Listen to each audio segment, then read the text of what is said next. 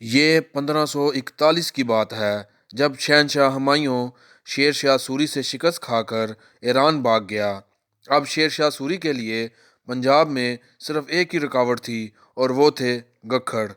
اگر راول پنڈی سے بزری یا جی ٹی روڈ جہلم یا لاہور جائیں تو رستہ میں روات آتا ہے، اور یہ مشہور زمانہ قلعہ روات ہے۔ اس وقت یہ گکھڑوں کی سلطنت کا صدر مقام تھا، اور گکھڑ پوٹھوہار سمیت بر صغیر کے مختلف حصوں پر قابض تھے، اور اس وقت گکھڑوں کا سربراہ سلطان سارنگ تھا۔ مغل شہنشاہ ہمایوں کی شکست کے بعد شیر شاہ سوری کے راستے میں سب سے بڑی رکاوٹ یہی گکھڑ تھے۔ شیر شاہ سوری کے سب سے بڑے دشمن بھی یہی گکھڑ تھے، جو کہ مغل فوجوں کو بروقت امداد اور تازہ کمک فراہم کرتے تھے۔ چنانچہ شیر شاہ سوری نے گکھڑوں کے گڑھ روات سے 86 کلومیٹر دور دینا کے مقام پر ایک عظیم الشان قلعہ تعمیر کرنے کا حکم دیا۔ اس قلعے کا بنیادی مقصد گکھڑوں کی سرکوبی اور ان پر نظر رکھنا تھا۔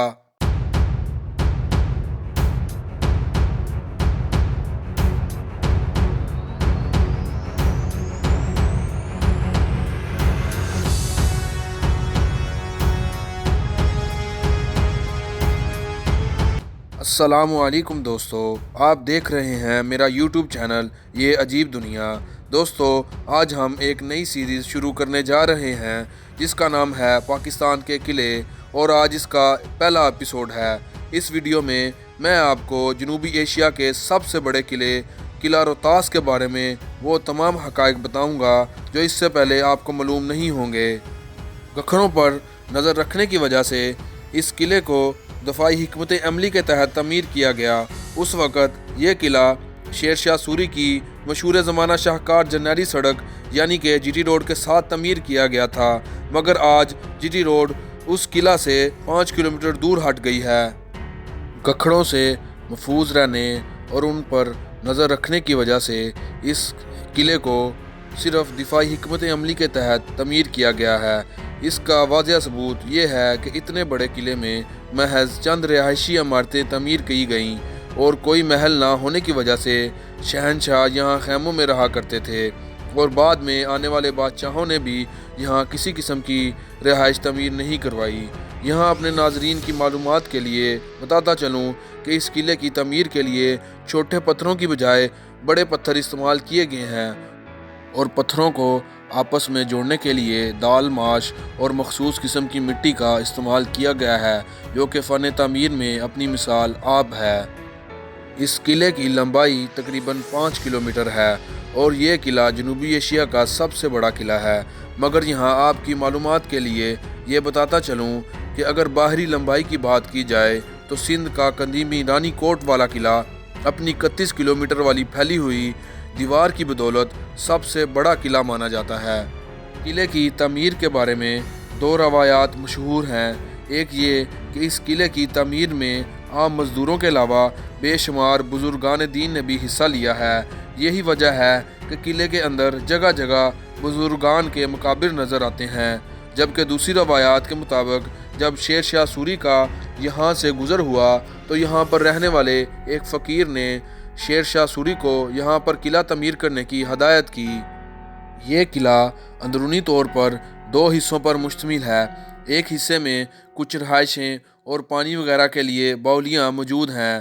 اس حصے کی وسعت کا اندازہ اس بات سے لگایا جا سکتا ہے کہ شیر شاہ سوری کے دور میں توپ خانے کے علاوہ 40,000 پیدل اور 30,000 سوار فوج اپنے پورے ساز و سامان کے ساتھ قیام کرتی تھی، جبکہ دوسرے حصے پر جو کہ قلعے کا کنارہ ہے 1750 فٹ طویل دفاعی دیوار تعمیر کی گئی ہے، جس کے نیچے فوجیوں کی رہائش کے لیے کمرے اور بارود خانے تعمیر کیے گئے ہیں۔ یہ انہی قدیم روایتوں کا تسلسل ہے جس کے تحت فوجیوں کی رہائشوں کو شہریوں کی رہائشوں سے علیحدہ رکھا جاتا تھا۔ دوستو، کسی بھی قلعے کی اہمیت کا اندازہ اس کی فصیل سے لگایا جاتا ہے۔ فصیل سے مراد کسی شہر یا قلعے کے ارد گرد دفاعی مقاصد کے لیے جو دیوار بنائی جاتی ہے اسے فصیل کہتے ہیں۔ اس سلسلے میں دیوار چین کی مثال آپ کے سامنے ہے۔ چنانچہ قلعہ روہتاس کا سب سے قابل دید اور عالی شان اور ناقابل شکست حصہ اس کی فصیل ہے۔ इस पर 66 बुर्ज, 184 बुर्जियाँ, 6881 किंगरे और 8556 सीढ़ियाँ हैं, जो कि फ़न तामीर का नादर नमूना है। इसके बुर्ज इंतहाई खूबसूरत होने के साथ इस किले के दिफा में इंतहाई अहम किरदार अदा करते हैं। फसील के चबूतरे एक दूसरे के साथ सीढ़ियों के ज़रिए जुड़े हुए हैं। इन चबूतरों की चौड़ाई 3 फुट से ज़्यादा और ये तीर अंदाज़ों और तोपचियों के लिए इस्तेमाल किए जाते हैं। इसके अलावा इन्हीं चबूतरों के ज़रिए से ऐसे दुश्मन जो फसील को नुकसान पहुंचाने के लिए नीचे जमा होते थे, उन पर पिघला हुआ शीशा और खोलता हुआ पानी उंडेला जाता था। इस फसील की यही खूबी होने की वजह से यह किला नाकाबिल शिकस्त था। किले के मकीन और जंगजुओं के लिए किले के अंदर 2 बाउलियाँ बनाई गई हैं। यहाँ अपने नाजरीन की मालूमात के लिए बताता चलूँ कि बाउलियाँ ऐसे कुओं को कहते हैं जहाँ सीढ़ियाँ नीचे कुओं की सतह तक जाती हैं, जहाँ पानी मौजूद होता है। एक बाउली का नाम सत बाउली और दूसरी का नाम बड़ी बाउली है। सत बाउली काबली दरवाजे के पास और शाही मस्जिद के अकबी हिस्से में बनी हुई है। इस बाउली की 60 सीढ़ियाँ नीचे उतरने पर 7 गुसल खाने बनाए हुए हैं और इनके दरमियान एक कुआं बनाया गया है। इन्हीं 7 गुसल खानों की वजह से इसे सत बाउली कहते हैं। जबकि बड़ी बाउली मोरी गेट के करीब वाक़या है। ये बाउली 270 फुट गहरी है और नीचे पानी पर पहुंचने के लिए 300 सीढ़ियां बनाई गई हैं, जो आज भी अपनी असली हालत में मौजूद है। इस बाउली की सीढ़ियों के ऊपर 40-40 फुट की 4 मेहराबें बनाई गई हैं, जो कि फ़न तामीर का शानदार नमूना है। यहाँ एक बात अपने नाजरीन के लिए बताता चलूँ कि इन दोनों बाउलियों को देखने वाला दंग रह जाता है कि किस तरह आज से 500 साल पहले इतनी आला और मुश्किल तामीरात की गई होंगी। अगर इस किले के अंदर इमारतों की बात की जाए तो अभी भी कुछ इमारतें अपनी असली हालत में मौजूद हैं, जिनमें से एक शाही मस्जिद है। यह मस्जिद एक कमरे और एक सेन पर मुहित है।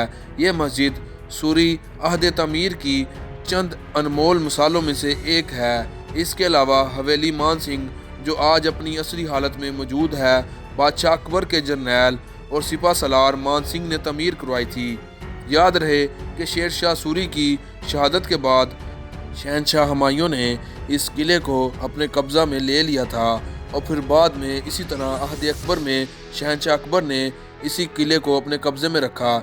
इस हवेली की मुनफरद बात यह है कि इस हवेली के ऊपर खड़े होकर आप पूरे किला रोहतास और पास से गुजरने वाले बरसाती नाला, जो कि नाला गान के नाम से मशहूर है, का बखूबी नज़ारा कर सकते हैं। इसके अलावा आप हवेली के ऊपर से टीला जोगियों का भी बखूबी नज़ारा कर सकते हैं। अब ये हवेली सतह समंदर से 2260 फुट की बुलंदी पर तमीर की गई और बादशाह अकबर ने अपने दौर में इस इमारत को खूब संवारा। यहाँ एक बात इंतहाई हैरान कुन है, इस हवेली का फ़न तामीर अफ़गानी या ईरानी नहीं बल्कि हिंदुआना फ़न तामीर है और इस हवेली के अंदर जो नक्शो नगार हुए हैं आप आज भी उसका बखूबी मुशाहदा कर सकते हैं। इसी तरह अगर हवेली मान सिंह की शुमाल की जानब नज़रें दोहराएं तो आपको एक इमारत नज़र आएगी जिसका नाम रानी महल है। इस इमारत में मान सिंह की बेवा श्रीमती रूप कुमारी रहती थी। जहां एक बात अपने नाजरीन की मालूमात के लिए बताता चलूं कि यह महल मुकम्मल तौर पर ज़मीन बोस हो गया था, ताहम 2012 से इस महल की तमीर सानी का काम जारी है। इसके अलावा 500 साल गुजरने के बाद अभी भी इस किले का फांसी घाट अपनी असली हालत में मौजूद है। ये एक 4 मंजिला इमारत है। आप आज भी फांसी घाट में वो सुराख देख सकते हैं जिनमें बांस रख कर मुजरम को तख्तादार पर लटकाया जाता था। किले के जनूब में शहर के लिए पानी जमा करने की गरज से एक तालाब भी मौजूद है। अमूमन इस तालाब में बारिश होने की बदौलत जो पानी जमा हो जाता था उसको इस्तेमाल में लाया जाता था। इस किले की मुनफरद खुसूसियात में से एक ये भी है कि इस किले के 12 दरवाज़े हैं जिनको जंगी व दफाई हिकमत अमली को मद्देनज़र रखते हुए तामीर किया गया है। ये 2 हैकल दरवाज़े फ़न तामीर का नादर नमूना है। आज भी अगर 500 साल बाद आप इन दरवाज़ों को देखें तो अकल दंग रह जाती है कि ये तवीलुल कामत दरवाज़े जिनमें से हाथी और तोपें गुजरती थीं उस दौर में कैसे तमीर किए गए होंगे। चुनाचे दरवाज़ों की बात की जाए तो इस किले के 12 दरवाज़े हैं और सबसे पहले नंबर पर जो दरवाज़ा है उसका नाम है हज़ार ख्वानी दरवाज़ा।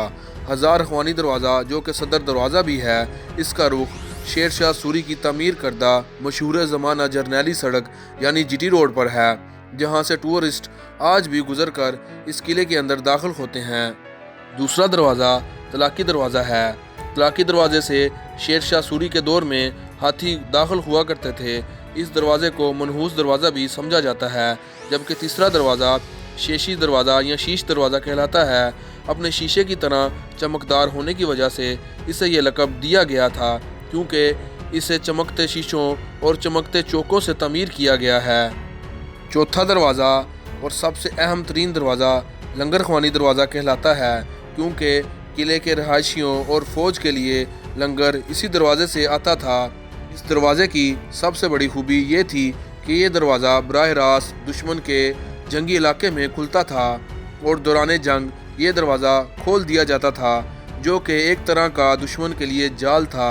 जब दुश्मन की फ़ौज इस दरवाज़े को खुला देखकर अंदर दाखिल होती थी तो फसील पर मौजूद मुहाफ़िज़ों के बराह रास्त निशाने पर आ जाती थी और इसी दौरान मुहाफ़िज़ उनको भून डालते थे। पाँचवां दरवाज़ा काबली दरवाज़ा है, क्योंकि इसका रुख ऐन काबल की तरफ है, इसीलिए यह काबली दरवाज़ा मशहूर हो गया। इसी दरवाज़े के सामने से मशहूर बरसाती नाला यानी कि नाला कान गुज़रता है। छठा दरवाज़ा सुहेल दरवाज़ा कहलाता है, क्योंकि मशहूर बुज़ुर्ग हज़रत सुहेल गाज़ी रहमतुल्लाह अलैह का मज़ार भी यही वाक़या है। जबकि सातवां दरवाज़ा गटियाली दरवाज़ा कहलाता है, क्योंकि इसका रुख गटियाल पतन की तरफ है, इसलिए इसे गटियाली दरवाज़े का नाम दिया गया है।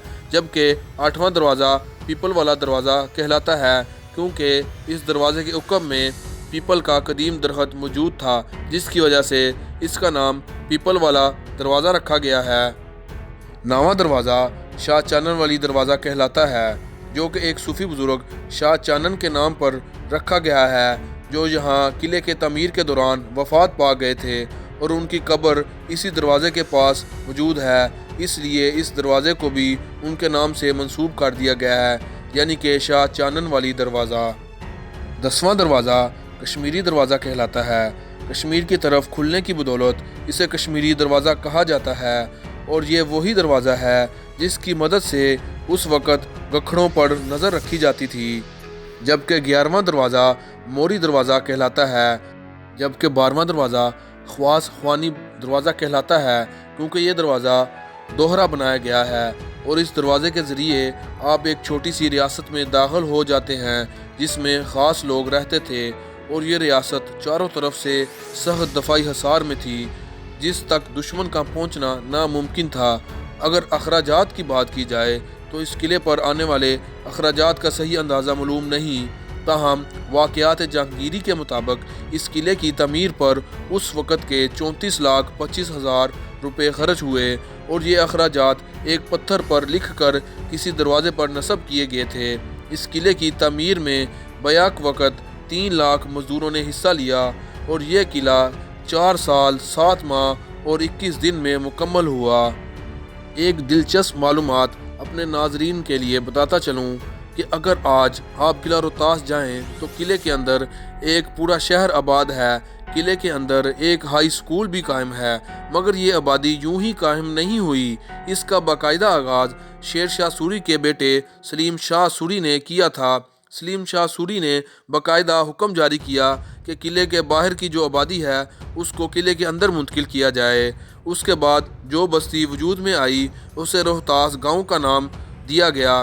सलीम शाह सूरी का ख्याल था आबादी होने की वजह से किला मौसमी असरात और हवादसात से महफूज रहेगा और ये लोग किले की तमीर वक्तन फ़वक्तन और देखभाल करते रहेंगे, मगर ऐसा ना हो सका, बल्कि ये किला आबादी होने की वजह से और देखभाल ना होने की बदौलत आज बिखरी हुई ईंटों का मुंह बोलता सबूत है।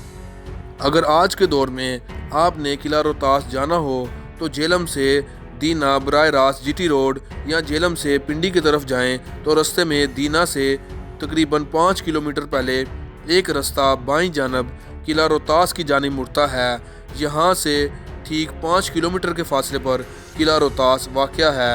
आखिर में अपने नाजरीन को बताता चलूँ کہ اس قلعے کی تباہی اسی دن ہی شروع ہو گئی تھی جب بادشاہ ہمایوں جو شیر شاہ سوری سے شکست کھا کر ایران بھاگ گیا تھا، جب دوبارہ شہنشاہ ہندوستان بن کر اس قلعے میں داخل ہوا تو وہ اس قلعے کو دیکھ کر دنگ رہ گیا، اور جب اسے معلوم ہوا کہ یہ قلعہ تو اس کے دشمن شیر شاہ سوری نے تعمیر کرایا ہے تو اس نے غصے میں آ کر اسے مسمار کرنے کا حکم دیا، مگر بادشاہ کے رفیق خاص بہرام خان نے بادشاہ کو مشورہ دیا کہ یہ قلعہ اسلامی ورثہ ہے اور اس پر قوم کا کافی پیسہ خرچ ہوا ہے، اسے مسمار نہ کیا جائے، تاہم اپنے حکم کی شان کی خاطر کچھ حصہ گرا دیں۔